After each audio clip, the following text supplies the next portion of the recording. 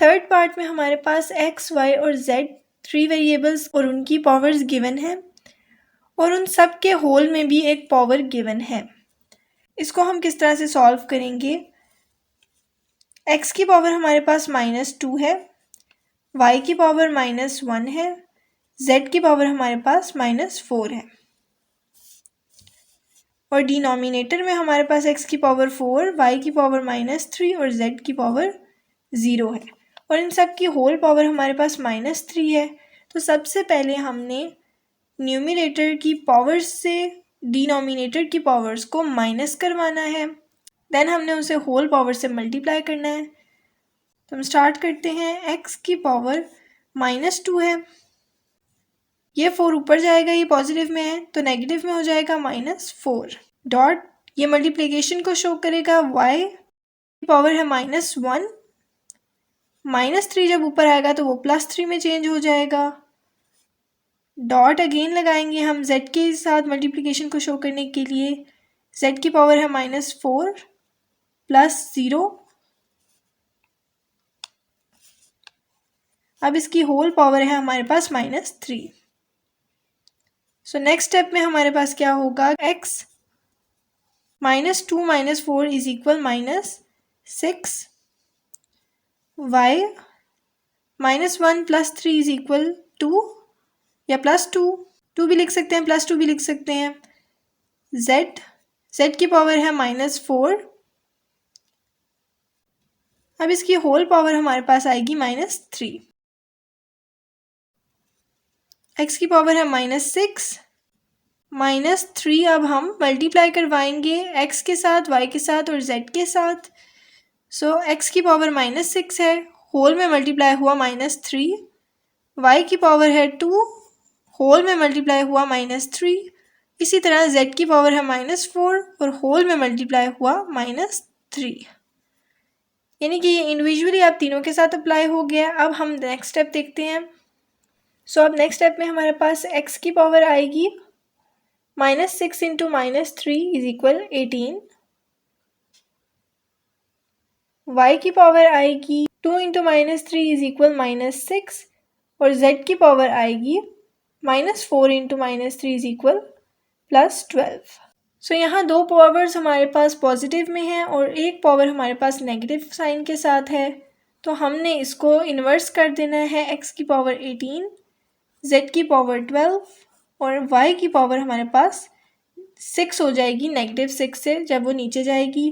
तो ये हमारे पास आंसर आया है पार्ट नंबर 3 का। अब देखते हैं हम फोर्थ पार्ट, जो कि क्वेश्चन 1 का लास्ट पार्ट है। 81 की पावर है n डॉट, यानी कि मल्टीप्लिकेशन 3 की पावर 5 -3 की पावर है 4n - 1 multiply 243 and divided by 9, इसकी पावर है 2n मल्टीप्लाई 3 की पावर 3। सो ये हमारे पास था फोर्थ पार्ट। अब हमने इसको कैसे सॉल्व करना है, तो ध्यान से देखिए।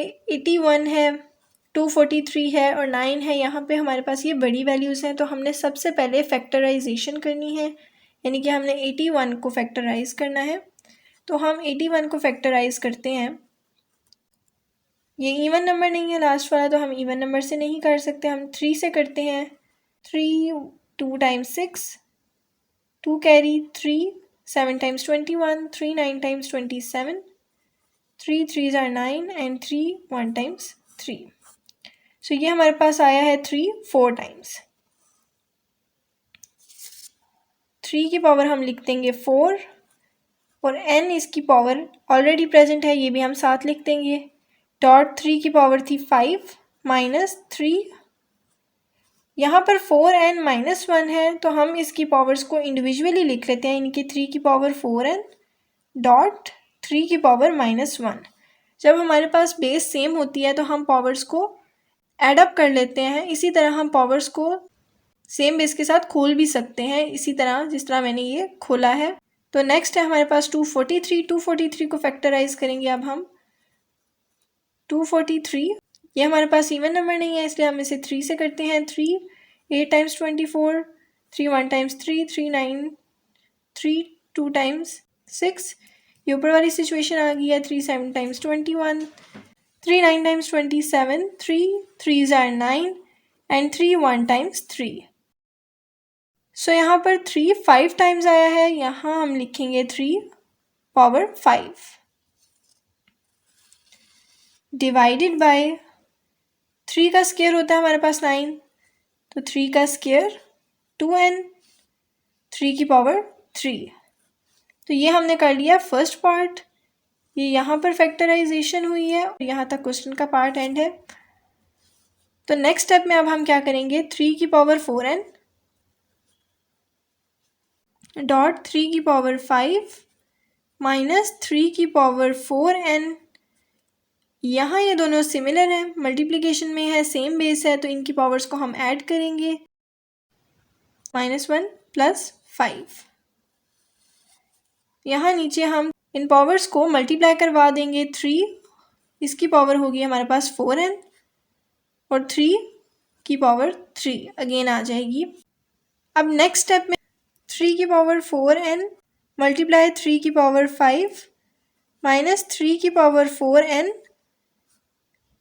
मल्टीप्लाई 3 की पावर 4 डिवाइडेड बाय 3 की पावर 4n और 3 की पावर 3. सो यहाँ पर सिर्फ 3 की पावर 4 आई है. अब देखते हैं नेक्स्ट स्टेप. तो अब यहाँ से समझने वाली चीज़ है कि हमने जो चीज़ हमारे पास कॉमन आती होगी हमने उसे कॉमन ले लेना है. यहाँ पर 3 की पावर 4n है, यहाँ पर भी 3 की पावर 4n है. यहाँ बीच में नेगेटिव का साइन है और ये दोनों चीज़ें आपस में मल्टीप्लाई हो रही. इन दोनों में से हम कुछ भी कॉमन ले सकते हैं. सो यहाँ पर 3 की पावर 4n है, यहाँ पर भी 3 की पावर 4n है, तो हम 3 की पावर 4n को कॉमन ले लेंगे.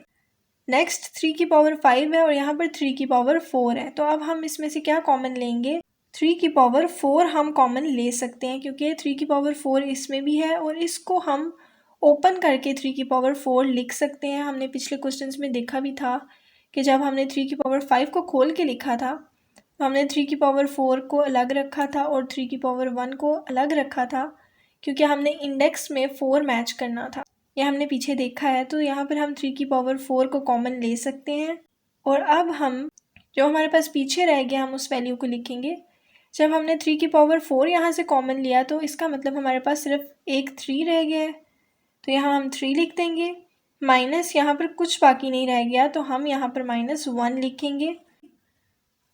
नाउ डिवाइडेड बाय 3 की पावर 4n मल्टीप्लाई 3 की पावर 3. नेक्स्ट स्टेप में अब 3 की पावर 4n है, 3 की पावर 4 है, यहाँ 3 की पावर जो 3 है ये हमारे पास ऊपर जाएगी तो -3 आ जाएगा. 3 - 1 एज इट इज़ एंड 3 की पावर 4n यहाँ पे रह जाएगा. तो ये 3 की पावर 4n 3 की पावर 4n से कट आउट हो जाएगी. यहाँ रह गया हमारे पास 3 की पावर 1 और साथ रह गया 2. तो सिंपली हमारे पास आंसर आ गया है 6.